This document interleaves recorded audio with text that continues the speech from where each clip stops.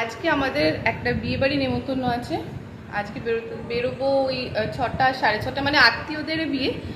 আমার কি মানে এই শ্বশুরবাড়ির দিক থেকে হয়, তো তাড়াতাড়ি তো যেতে হবে।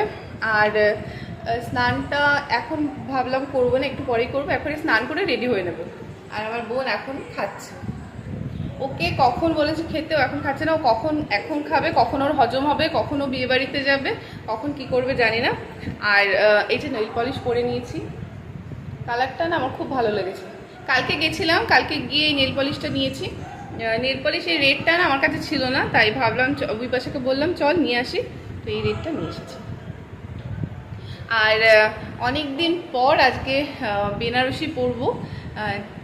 মানে সেই বিয়েতে পড়েছিলাম বেনারসি, আর আজকে পরবো। আসলে মানে কোথাও তো বিয়েতে সেরকম একটা যাওয়া হয় না, মানে নিজেদের কোনো বিয়ে, এই জন্য বেনারসিটাও পরা হয় না। তো আজকে একটা বিয়ে বাড়ি আছে, মানে আত্মীয়র বললাম, তো এই জন্য পরবো।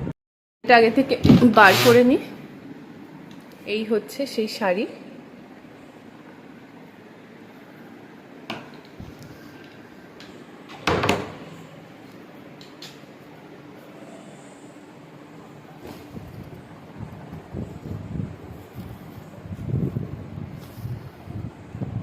হলো মা 4 বছর হলো।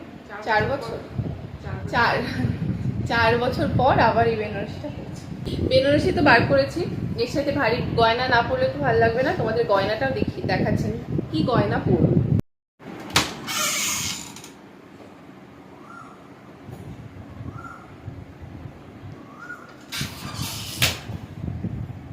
এই হচ্ছে সেই গয়না, এর মধ্যে সব আছে।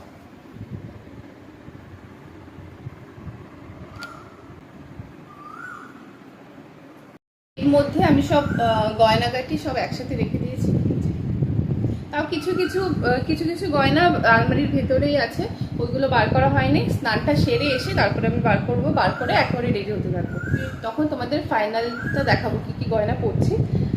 এই তো শাড়ি আর গয়না মানেই তো সাজ হয়ে গেল। আর খোপা করবো, আর কালকে একটা বেল ফুলের মালা নিয়ে এসেছি, খোপাতে দেবো, ব্যাস এই সাজ।